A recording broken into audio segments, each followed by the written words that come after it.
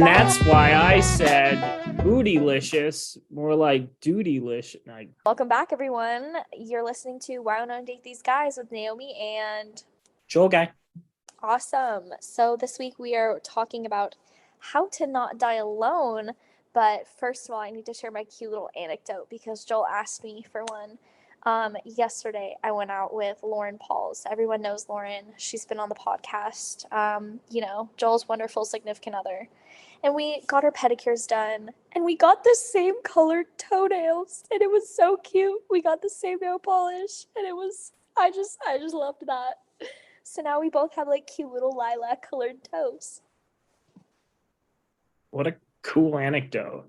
I really felt engaged the entire length. There was never a moment where I was like, when will this end? May the suffering release me. Before we started recording, you were like, I'll just shut up and I won't be pessimistic. Yeah, I've decided to renege on that promise. Literally the first thing that I said that you started to like be mean about. Well, Naomi, while you're saying all of that, I'd like to remind our listeners that we do have a Patreon. And one of the perks of the Patreon is we release the cynical free cuts of all of our episodes. That's right. Every single episode has all of Joel's cynicism just completely stripped away. So what you're left with is about 5 minutes of actual content, which really simplifies the process of like book reports and us complaining about Steve Harvey's existence and, the other random stuff that we do. So that's a benefit for our Patreon subscribers. Other things include early access episodes. I believe we put up the You People episodes significantly early for patrons compared to the general public. We've done that a couple of times with some of our movie reviews and other episodes that we felt were entertaining.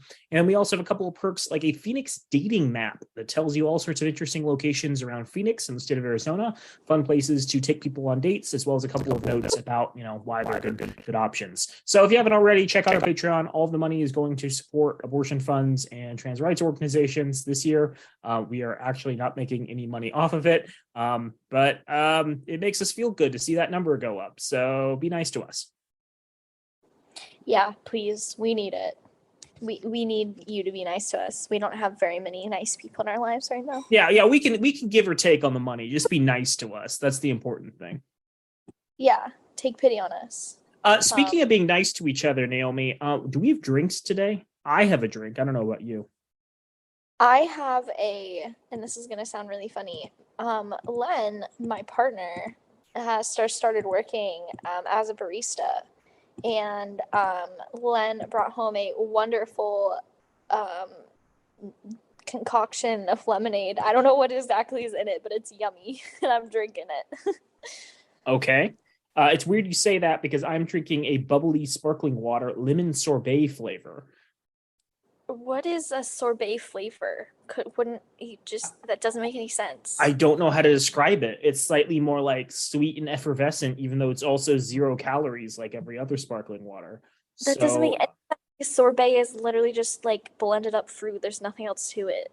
Actually, most sorbet is like 50% sugar. That's what gives it its stability.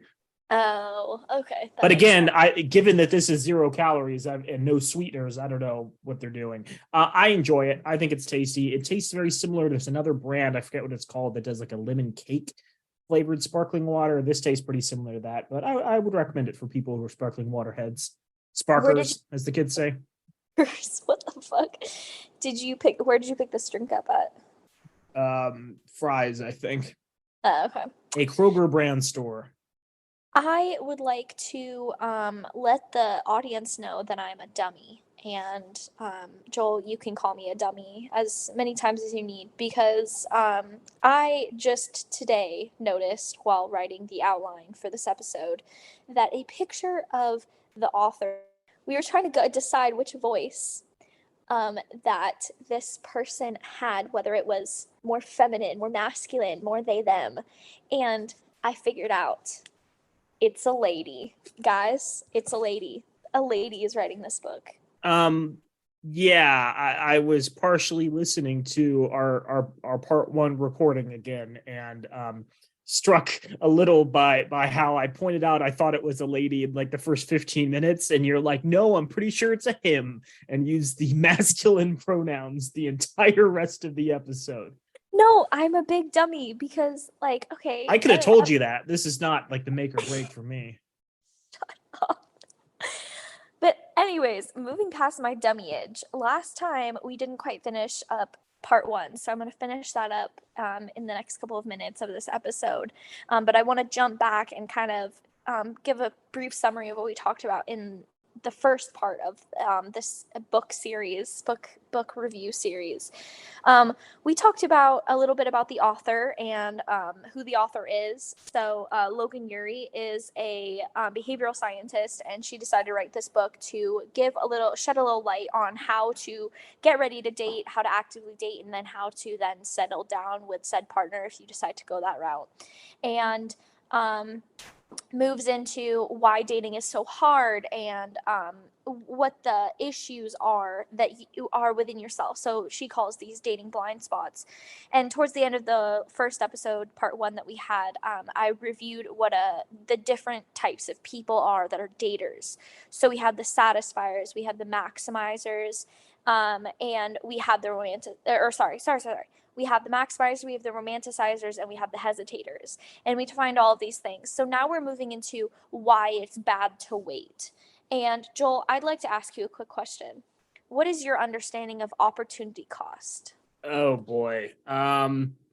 Opportunity cost is the trade-off of making a decision at a specific time compared to doing another one.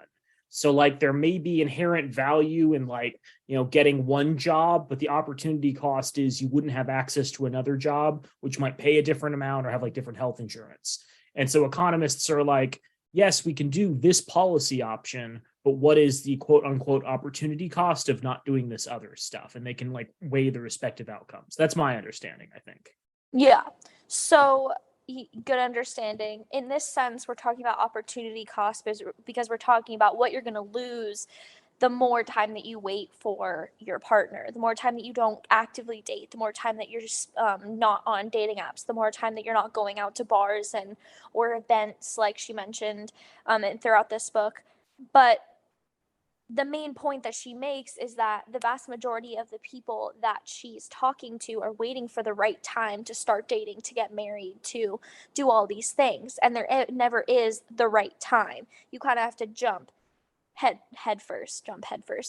feet first into a situation like this. So she talks more about to jump into a relationship in the sense that you don't want to jump too fast, but you do want to jump into dating and keeping that sort of muscle going. It's kind of like interviewing. You kind of get out of practice because you don't do it that often.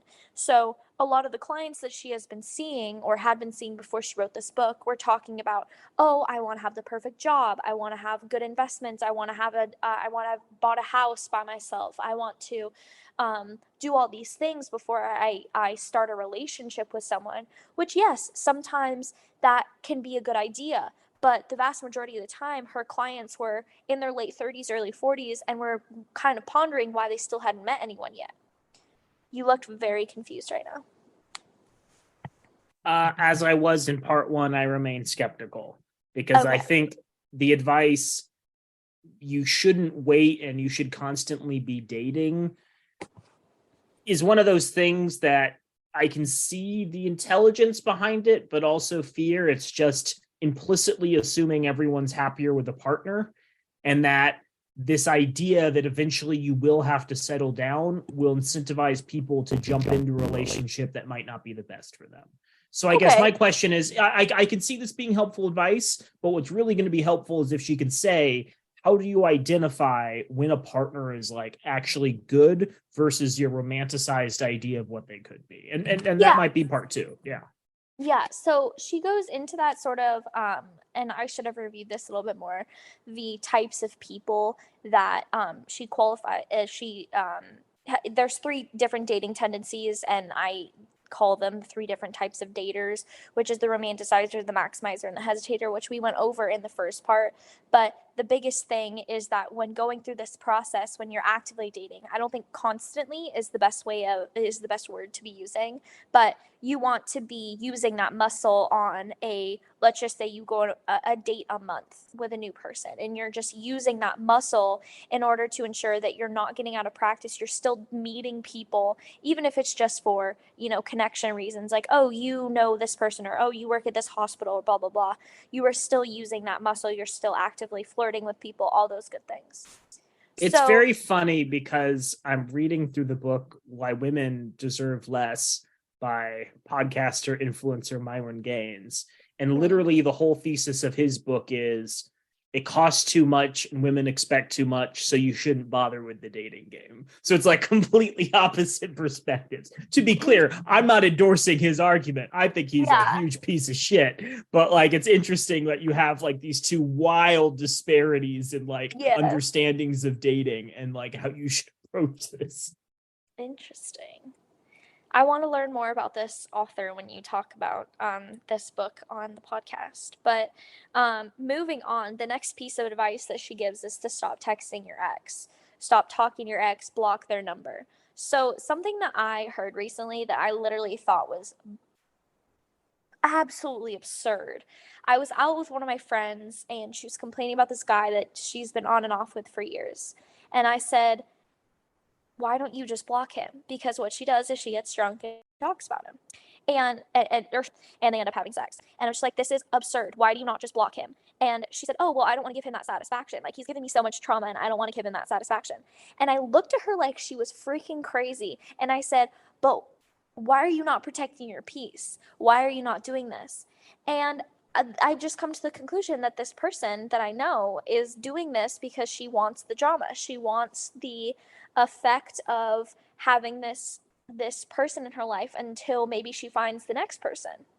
So this author is talking about not talking to your ex anymore, because the vast majority of the time when you are still talking to an ex, and this is not in every case, but when you're still talking to an ex actively, you're still calling them on a regular basis or texting them ever so often, you're being held back in the past, and you're not letting yourself move on, whether that be in any capacity. So whether that be into a new relationship, or past your old trauma with them, or moving past old habits that you had while you were dating them, it could be a lot of different things. But what she's trying to say is that you get rid of the ex, or you stop talking to the ex, or you block the ex on social media, or all these different things. It's going to give you more incentive to move on, and more incentive to find that new healthy dating pattern that you might not have had in your last relationship. I am not saying that you can't be friends with your ex. What I am saying is that in those situations, like the one that I just mentioned with my friend, it might be a good idea. I think that's fair. I think one reason she's kind of ignoring that a lot of people stay in touch with their ex is because their ex's friend circles and their friend circles have merged over time. And at the point where you set like a solid boundary, you suddenly lose a bunch of people who decide to take sides. And I've seen that happen a number of times. And I can understand why people would want to at least pretend to be on good terms with their ex just so they can maintain those connections. Yeah. So she then moves into attachment styles. And I kind of got confused at first, because I was like, okay, but isn't this just the 3 dating like types of daters that you just like qualified in earlier in chapter 2? And she says that it's a popular framework why past relationships haven't worked out and why we're plagued to certain bad habits. It all dates back to the work of development psychologist John Bowlby. He believed that children had an innate attachment to their mothers. Later, psychologist Mary Ainsworth investigated how attachment might vary between children in a now famous experiment called the Strange Situation. I feel really bad that I just called it a non-famous experiment. But she invited mothers and babies between 12 and 18 months into her lab and observed them in a series of different scenarios. So basically, this experiment went on to figure out the different attachment styles between mothers and children, like I just mentioned, but in such a way where the mother would be playing with the kid for a little bit of time and then walk out of the room, and they wanted to see the reaction of the child and then see experimental they wanted to see if the mother came back and like held them, if there was a different reaction. So essentially, the main point of this experiment was to see the child's reaction based off of the mother's absence. So they classified these children on their attachment style as anxious attachment if the child was distressed as the mother left, and then when she returned they were temporarily soothed and stopped crying, but still were kind of angry at their mother. And then there was the secure attachment, which the mother would leave and they would act like nothing happened, and she would come back and they, have a response like, hey, what's going on? Like, why'd you leave? But they weren't crying. They weren't worried that their mother had left them. They knew that their mother was going to come back. And then there was the avoidantly attached babies, that they pretended they weren't bothered by the situation, but they had an elevated heart rate and an elevated stress level. And they weren't the ones who always cried. Sometimes they did, but they weren't as crazy, not as the anxiously attached children. So basically what this author is trying to say is that based off of this experiment, she is trying to say that you take that attachment style between your mother or your guardian and you take that through your entire life. So you take, which is very Freudian if you ask me, but you have this attachment style which brings you into dating. So let's just say your partner leaves and you have an anxious attachment style, and you aren't okay if your person goes out alone and they go to a guy's night, or they go, you know what I mean, they go out alone with their friends. You need to be there in order to feel the most secure in your relationship. You look very confuzzled. Do you want to add anything? Well, first I'm thinking of that Japanese TV show where they just abuse toddlers and are like, go and run errands without mom around. And I thought that's kind of a very similar experiment where it's like, how do kids react when they're on their own? They don't think anyone's watching. And it's a very amusing result. I don't think it's abuse. I think Japan is light years ahead of America in terms of giving children autonomy. It's really more of a fascinating social experiment. And the fact they still don't run that on the air is a little disappointing. I think the entire series was filmed between like 2011 and 2014. I have two issues here. The first is, my logical immediate problem with that study is, if you put a child in a foreign room that they're not familiar with and make the parent leave, the child might freak out significantly more than if you were to do the study at home and the parent walks out of the room. Because on one hand, the child's in an environment without a guardian and has no idea what to do. In the other, they're in a familiar environment that they know no danger exists in and probably would be a lot like more autonomous. So I'm interested in whether or not that study adjusted for it. But second, does she discuss at all how something that babies do when they're 12 months actually translates to developed humans 20 years later? That seems like a bit of a jump, because like, I don't suck my thumb anymore, Naomi. Believe it or not, that's not a thing I do. But boy, I sure liked doing it when I was younger. I'm gonna ask Lauren. To be like, Lauren, does he still suck his thumb at night? I totally understand what you're saying, and I completely agree with you. This is one of these parts where I'm just like, what the fuck? But I do agree with these attachment styles, and I do agree with like this sort of, you kind of are classified into attachment styles when you're dating someone. And so you have your anxious attachment, you have your secure attachment, things like that. Like that part I agree with. I don't necessarily agree with the way that they are presenting this information, where you have to, go ahead. Well, I'd also say it would depend on the partner. Like, you might have an anxious person who dates someone who like is constantly flirting with other people, and they have like a really open, like flirtatious personality, and they may not be doing anything, but I assume that anxious person would be more anxious in that scenario. And they might be dating someone who's more reserved and more like candid and doesn't really communicate to other people. And then whenever that person goes out, that anxious person has no need to concern because they've never seen that person like interacting in a flirtatious manner with other people. Like, I don't think it's unique to the person. It's also part of like what the partner does as well. It's not like something inherent to who you are. It's the whole relationship in a bubble. It seems weird to separate out the partner entirely from this discussion. No, I totally agree with that. I would definitely say that this is the most secure I felt in a relationship with my current partner than I felt in the past. And I always just assumed I was a jealous person because my partners had kind of labeled me as such in the past. But I realized that I'm not a jealous person. I'm actually a pretty secure person. I was just always put into situations that made me jealous in the past. So, this advice, which isn't very good advice, but she basically just says to find yourself a secure partner. And I was like, okay, you just want me to date like completely confident, like amazing, like top-notch people. That's all you want me to date. Like I can't date an anxious person.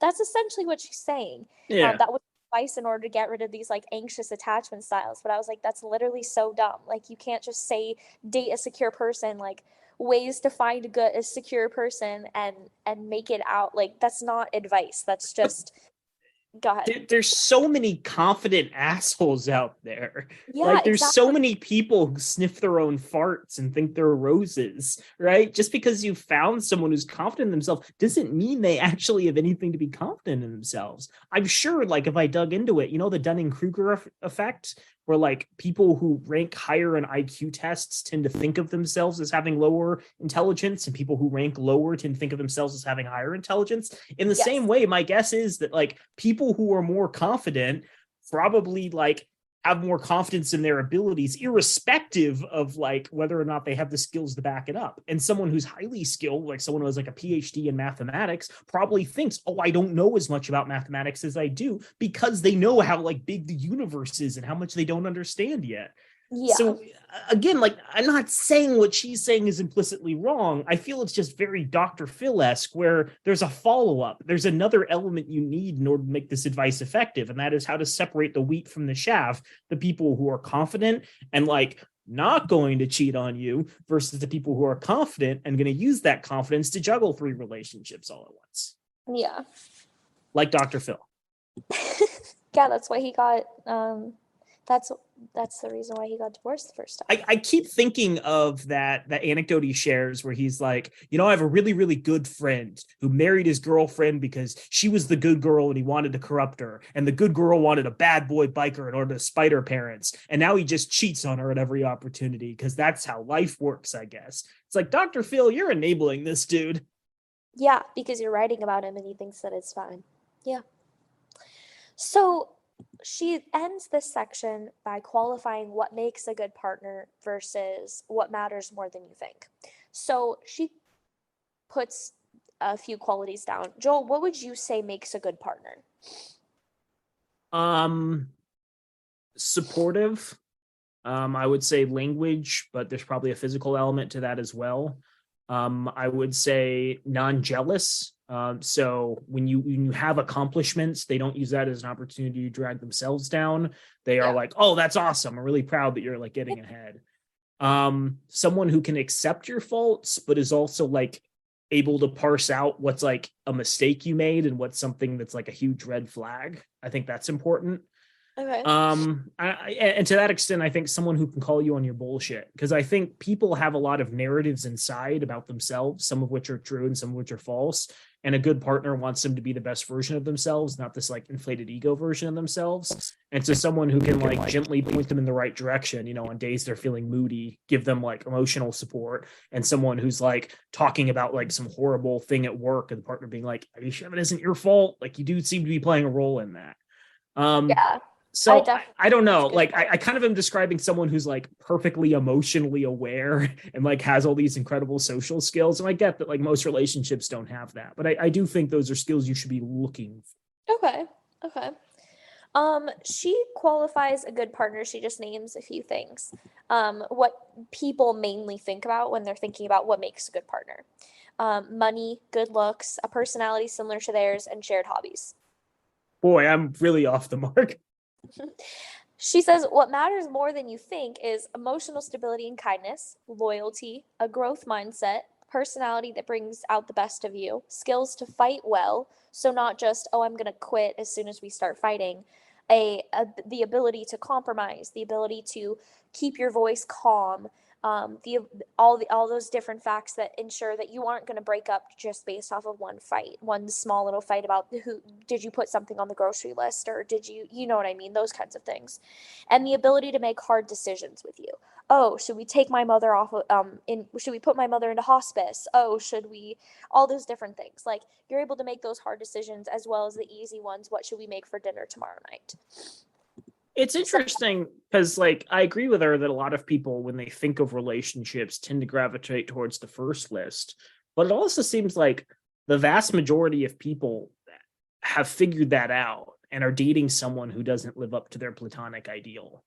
I mean, maybe that sounds callous, but like, you've heard all the studies about like American men mostly messaging like 18 to 20-year-olds on dating apps. Well, the average American man is not dating an 18 to 20-year-old. Like, they clearly have preferences in certain regards, but like at the end of the day, they're dating people who are out of that range.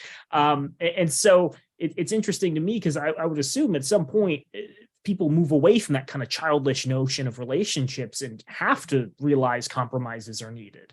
Otherwise, maybe those are the people who like get married 4 or 5 times, or they keep marrying someone who they think is like the hottest, sexiest thing. And then, bad decisions get made and they break up and they try all over again.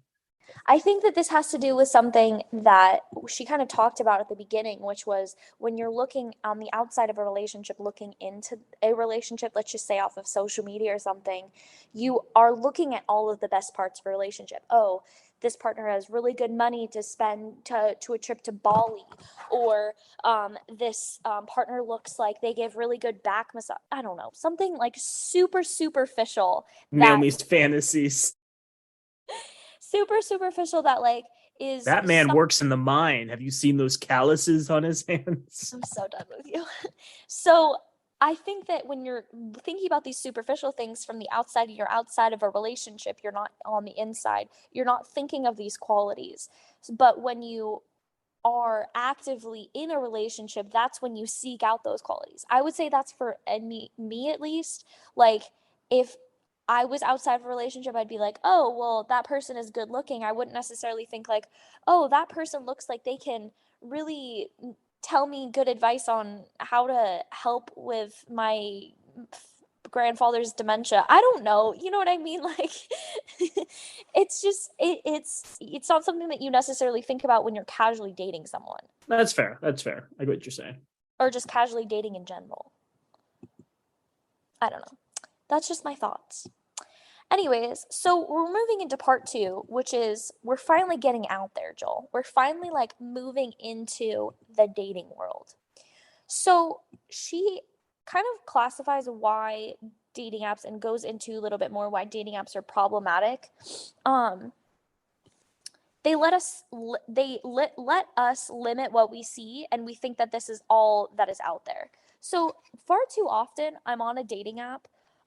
Okay, not recently, of course, but far too often I've been on dating apps and I see the same couple of people, but that wasn't the case when I met my current partner.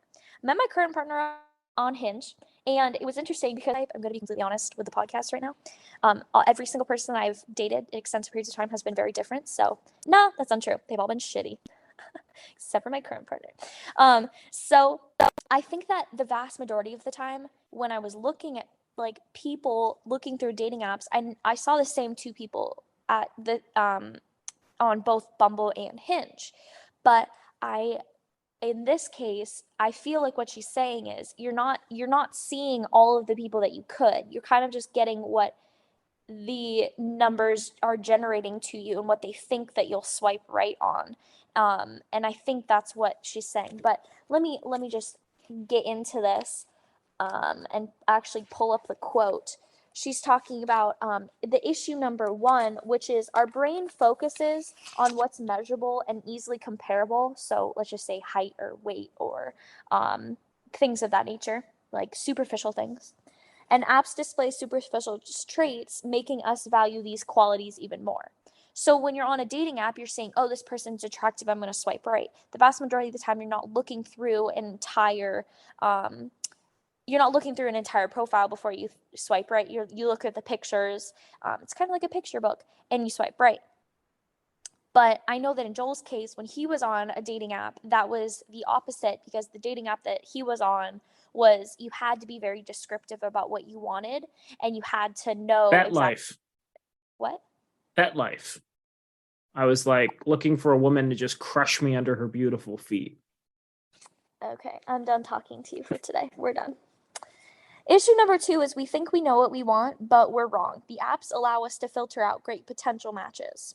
So we're getting rid of all the people that we might not necessarily think are our type, or people that we don't normally jive with, just based off of the filters that we apply at the very beginning of our, like, when we're setting up the app. So the issue number 2, we think we know what we want, but we're wrong. The apps allow us to filter out great potential matches. So like I was talking about, the vast majority of the time, our potential matches are filtered out because we filtered them out ourselves. We filtered out, oh, we just want people that are over 6 feet tall. Oh, we just want people that are this weight and this race and only have a great job or this age range. And we don't understand that we're filtering out all of these great matches. If you walk in and there's no filters as you're going into a dating app, you'll get so many more options than you would if you filter down to about the every last quality that they give you, and you have like 3 potential people that you might want to match with, and even then you might not want to match with them. Well, I also am thinking, did you ever play Skyrim, the Elder Scrolls Skyrim? No, but please explain Skyrim. So a big thing in the Elder Scrolls Skyrim, a video game, a role-playing video game, is at the beginning of the games, you get to create your custom character. And it's kind of a missed opportunity because like you're creating this custom character, but not really being able to give them a backstory. You're just like the same backstory every time. You can just look different, but like you have to choose like your different race. If you're an elf, if you're a human, if you're a lizard person, whatever. But then you also get to customize everything, like body shape and like nose structure and like how high your cheekbones are and the color of your eyes and, you know, your eyebrow style, hairstyle and whatnot. And I think some people enjoy tweaking all of that, but a lot of those features are things that no one's ever really formed an opinion on, right? Like no one's ever formed an opinion on like, oh, I want my perfect lover's cheekbones to be, you know, this high off of their face, and I want their lips to look like this, and I want them to have this hairstyle.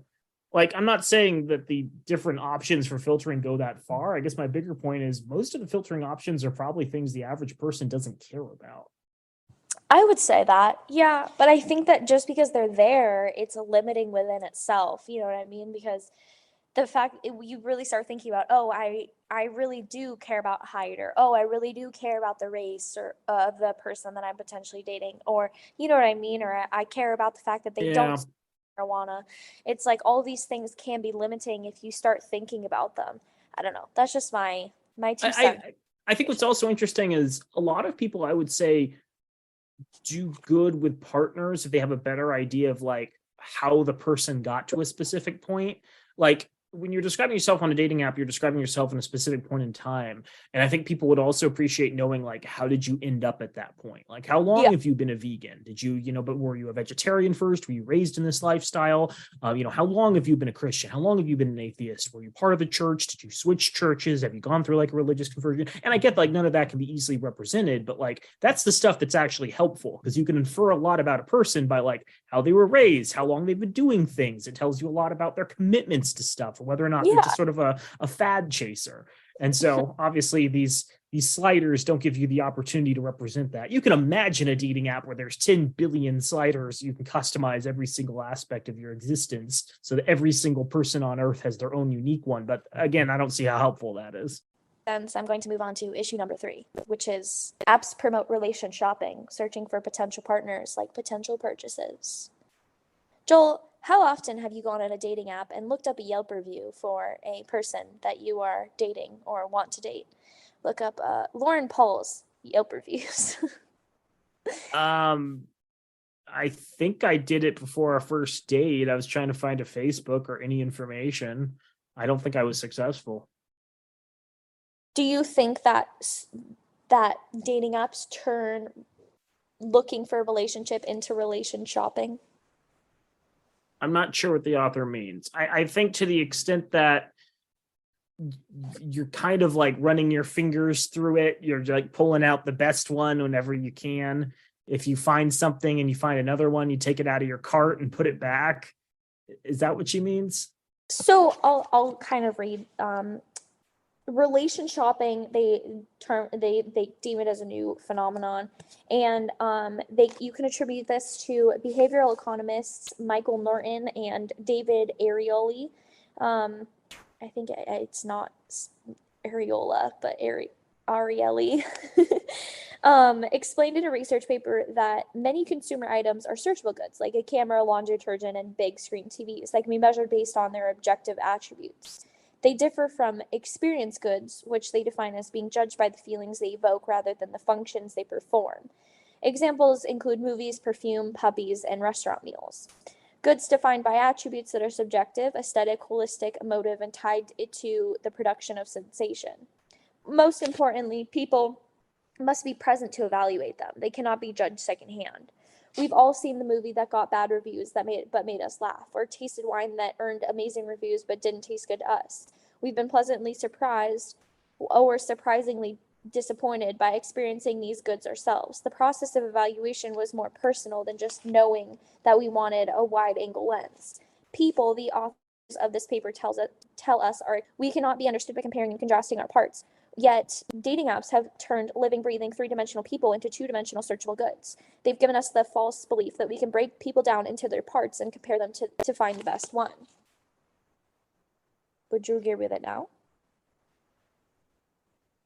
I get what they're saying.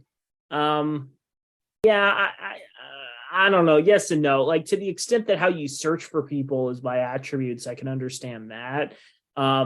But I think a lot of people, when looking at a partner after they've done the initial, like, are they hot or not, like swipe left, swipe right, there's an image of like, how would we pair together? Like, what would we look like on a date? What would we look like in a relationship? Is this someone I can see myself having kids with? So I think there is a lot of like experience aspect to dating, and like even the whole concept of first dates and not like first marriage. We're like, oh, I like this person, I'm gonna get married to them. The whole idea is like taking this person for an experience test drive. How do we get along? How do we like interact in a sterile generic environment that we're probably going to spend more time in the future? I there's a little bit of that. I think the researchers itself kind of give this away too when they're talking about like how movies are experience goods. And it's like, yeah, but sometimes people look out like for movies for like specific genres because they like a specific actor, right? Or Yeah. because like they know they enjoy a comedy and they're feeling down at the moment. So they just like put on whatever Netflix suggests them. So I think there's an overlap between the two. Okay. Okay. Well, I think they're trying to tie in the I don't even know what to call it, like the limiting factors, the filters that you have. They're trying to tie that into, okay, you get too many filters, and you are picking and choosing out of those filters. So it's more shopping because you go into the shoe department of the store. That's the filtering part, and then you're picking out the shoes based off of the already filtered out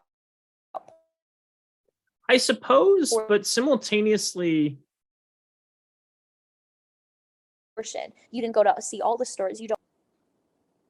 What?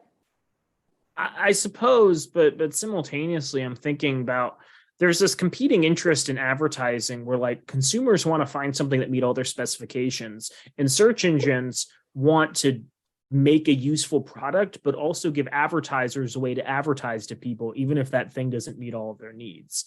And the same way you have like all these filters on dating apps, but you'll still get people in your feed who didn't meet several of your key specifications because like they paid premium prices in order to get like selected. And so like, again, I get what they're saying, where like you've made the decision, but a lot of these apps also have like built-in functionality. They're like, are you sure you don't want Trevor? Trevor paid us money, so he must be attractive. He has resources. You ladies like having resources, right? Okay. Okay. I get what you're saying. Issue number 4 with apps. Apps make us more indecisive about whom to date. So we're given all these options, and I've talked about this a little bit more in part 1. You're given all these options, and you're kind of overwhelmed by the number of options that you're given. You're like, oh, well, and you kind of get so fed up with swiping that you'll just pick essentially anyone that fits in your criteria. So after you're done filtering out all these people one by one, you're put into this, oh, well, I'm just so exhausted by swiping through and messaging all these people and setting up dates and stuff, that you move into the sense of, I'm just going to pick the next freaking person that I see because I'm just so exhausted from all of the choosing. And the way that I am a victim of this. I am such a victim of this. I'm a victim to this because of the fact that the vast majority of the people that I was going on dates with, I wasn't necessarily interested in. I didn't know what I wanted out of it, which is my bad. I got into a dating app without knowing necessarily what I wanted. But at the same time, you become indecisive because of all of the choices. When you have too many types of cheeses to choose from, you want to pick multiple types of cheeses because you're just so overwhelmed. Naomi unfortunately kept going for the stinky cheeses. She kept going for the ones with a bit of an odor. Yeah, I did. So the advice that this author Logan gives is to date smarter. You understand that a dating profile is only a tiny sliver of who someone is, and you don't go out with too many people at a time. And it got to the point where I didn't know who I gave my phone number to, so I had to guess who I was texting at any given time, because the vast majority of the men that I would message would just say hey as their introduction line when texting me for the first time. I know, real winners. Get your profile right. Get a good picture of yourself that represents you, represents your interests, whether that be hiking or going outdoors or watching TV, cuddling up on the couch. Get a picture that represents you.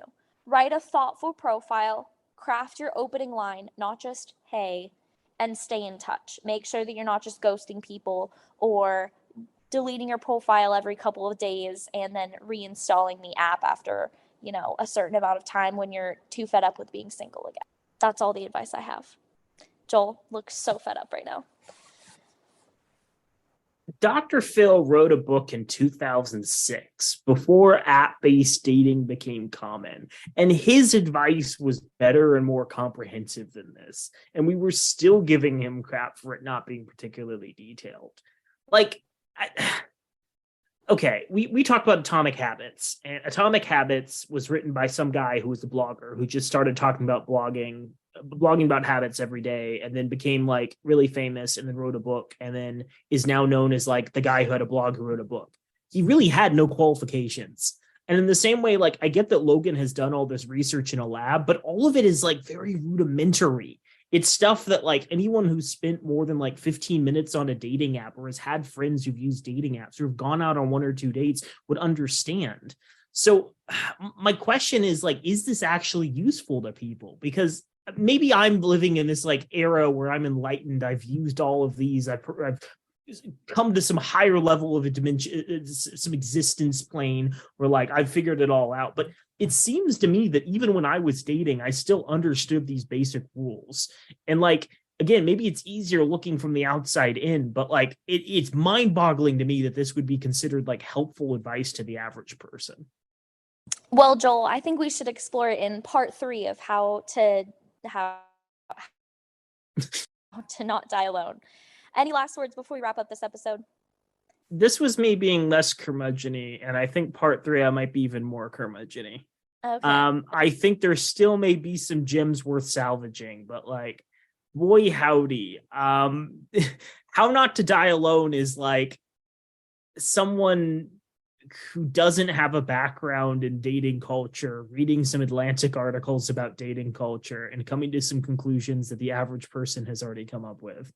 And I am anxious to see how much she gets paid as a dating consultant to give these gems of advice to individuals, because these don't seem like the sorts of things people in the harsh, cruel world of dating would benefit from. I guess when we write a book, it's just going to be all just bitter, evil pills to swallow.